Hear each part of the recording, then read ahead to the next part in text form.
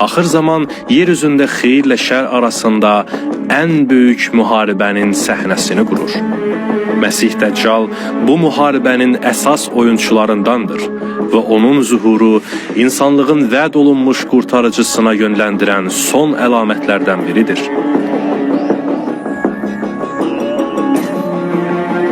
Lakin o, dünya səhnəsində artıq ortaya çıxmış yeganə figur deyil. İmam Muhammed Baqir əleyhissalam buyurur, məsələlər iki cürdür, gözlənilən və qəti. Süfyaninin qiyamı qətidir. Süfyani kimdir?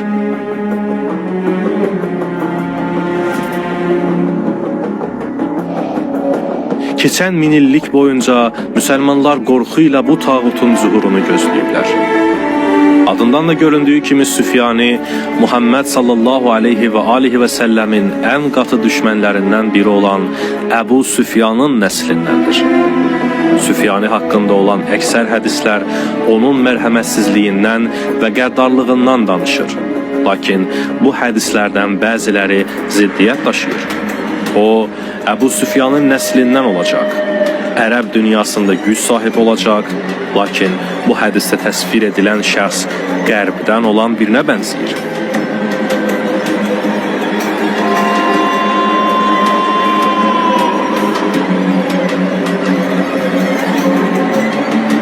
İmam Cəfər Sadiq əleyhissalam buyurur, Süfyanini görsəniz, ən qorxunc birini görmüsünüz deməkdir. O, qırmızı, sarışın və göydür.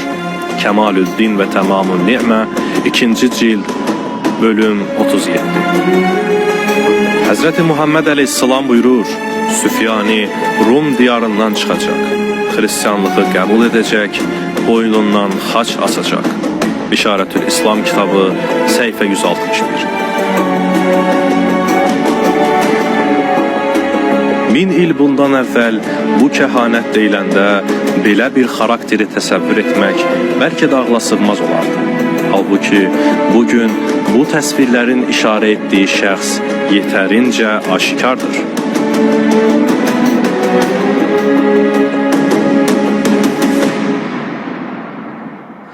Bütün Ərəb dünyasında bu təsvirlər heç kimə uymur. Bir nəfərdən başqa. İordaniya kralı 2. Abdullah.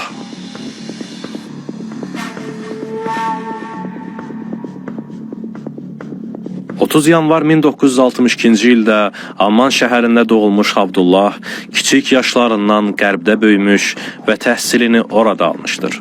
O, İngilis dilini ərəbcədən daha mükəmməl bilir. Faktik olaraq onun anası İordaniyalı deyil, İngilis idi. I tripped, and the boy came round again, and by mistake told me my tooth. Maybe lost a tooth, didn't you? Maybe I was black eye. And the black eye? It always comes back with a black eye. It always comes home with a black eye. Don't say that, Daddy. Shut up. It's time to go. Abdullah orta məktəbdən sonra öz təhsilini Birləşmiş Krallığın və Amerikanın nüfuzlu institutlarında almışdır. Yeniyetmə bir gənc olaraq o, Washingtonun Georgetown Universitetində beynəlxalq münasibətlər üzrə təhsil almışdır. Unutmayın ki, Süfyani Rum diyarından xristiyanlaşmış olaraq ortaya çıxacaq.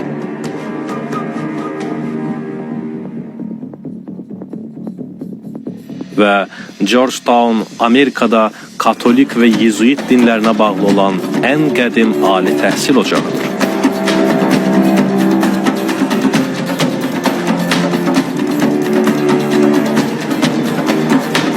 Süfyaninin nişanələrindən biri onun hərbi şücaətidir. O, olduğu bölgədə qəddar hərbi yürüşlər keçirəcək. Və məlumdur ki, Kral Abdullahın geniş hərbi keçmişi və döyüş sənətinə bağlılığı var. Amerikanın Sandhurst şəhərində Royal Hərbi Akademiyasında hərbi məşqlər görmüş Abdullah, kraliyyət taxtına oturmazdan əvvəl 35 il xüsusi təyinatlar dəstəsində xidmət etmişdir.